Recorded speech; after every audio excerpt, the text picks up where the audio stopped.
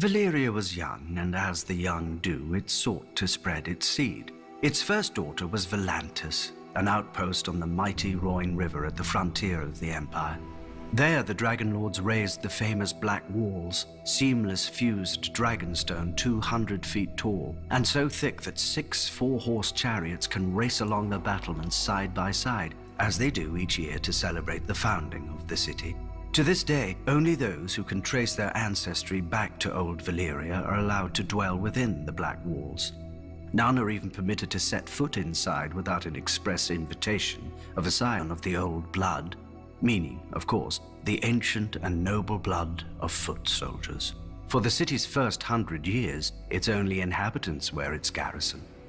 But where soldiers go, vice follows.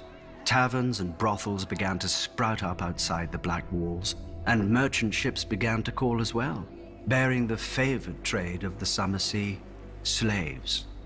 The East Bank filled with homes, shops, and society, and so the taverns and brothels moved to the West Bank, where foreigners, sellswords, and pirates erected their own shadow city of fornication, drunkenness, and murder.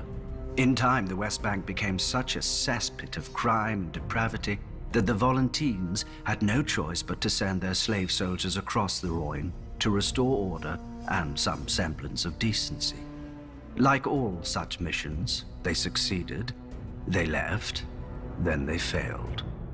When the Volantines grew weary of shipping their soldiers across the Rhoyne every year, they built the famous Long Bridge of Volantis, strong enough to support the weight of 1,000 elephants and many more soldiers. The Long Bridge of Volantis stands today as the longest bridge in all the known world. The Volantine rulers intended the bridge to spread the civilization of the East Bank to the west. Instead, the depravity of the West Bank spread east. Shops, temples, taverns, inns, and brothels line the bridge, most 3 or 4 stories tall, with each floor overhanging the one beneath it.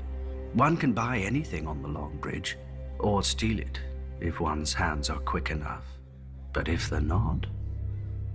Though at least half the decor committed no greater crime than displeasing a master, for in Volantis there are 5 slaves for every free man, a proportion matched only by the cities of Slavers Bay. The Volantine masters mark their property with facial tattoos, permanent and scarring, which denote the vocation of the slave. Slave soldiers wear green tiger stripes upon their faces. Slave whores are marked by tears beneath one eye. The slaves that collect the dung of horses and elephants are marked with flies. The drivers of the hathays, the carts pulled by the small elephants of Volantis, are marked with wheels, and so on. A master may give his slave freedom, but no man can give a new face. Is it any wonder, then, that the slaves and freed men have turned in such great numbers to the priests who preach of a cleansing fire? The Temple of the Lord of Light in Volantis is said to be the greatest in all the world, larger even than the great sept of Baelor. All who serve within this mighty temple are slaves, bought as children and trained to become priests, temple prostitutes, or warriors.